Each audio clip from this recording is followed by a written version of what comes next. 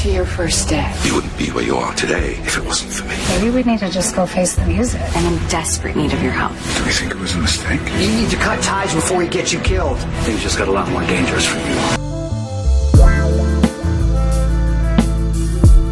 General Hospital's next stretch promises shifting loyalties, clandestine encounters, and high-stakes legal maneuvering as Port Charles teeters on the edge of chaos. At the eye of this storm is Harrison Chase, who's quietly tying up domestic loose ends while Alexis Davis claws to preserve what remains of her family's stability. Alexis's courtroom ferocity is matched only by the private vulnerability she hides, and while she fights for the family, Sonny Corinthos is sinking deeper into a convoluted cover-up that threatens to pull his personal life into the legal arena.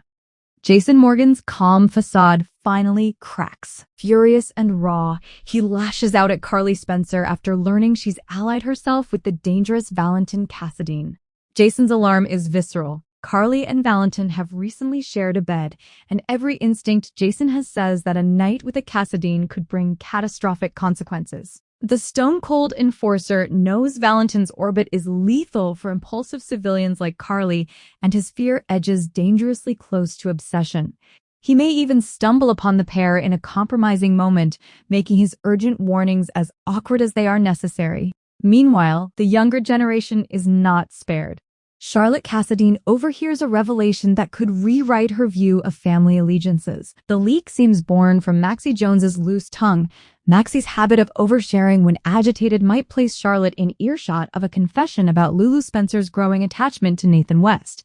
As Lulu grapples with complicated feelings, she turns to formidable figures like Tracy Quartermain and even Carly for counsel, desperate to find a steady path through emotional tumult. Political pressure bubbles as Jen Sidwell reminds Willow Tate Kane that her congressional seat owes much to his influence. Sidwell's claim carries a demand.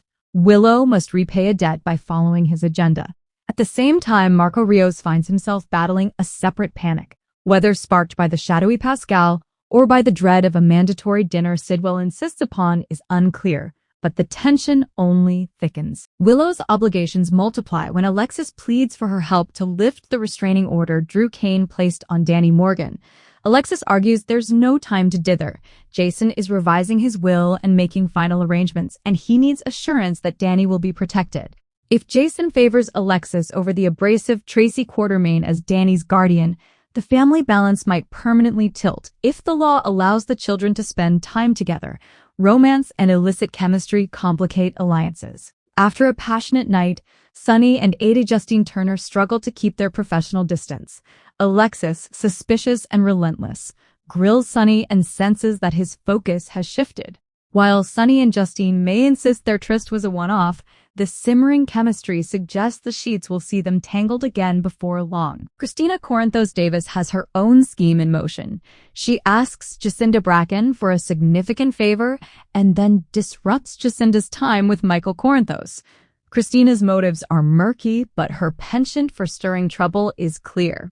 In another corner, Cody Bell digs in to champion Molly Lansing Davis, steadying her with the rare validation that her novel deserves an audience. The medical world braces for revelations. Portia Robinson nears a discovery that Jordan Ashford is pregnant, and the temptation to weaponize that news for revenge against Jordan is tantalizing.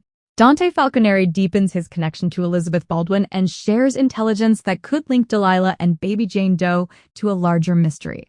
Harrison Chase's special request likely involves fostering Delilah's infant and signaling a future with Brooke Lynn Quartermain. Finally, Jocelyn Jacks receives an ominous visit from Jack Brennan, who warns that Ross Cullum looms as a new danger.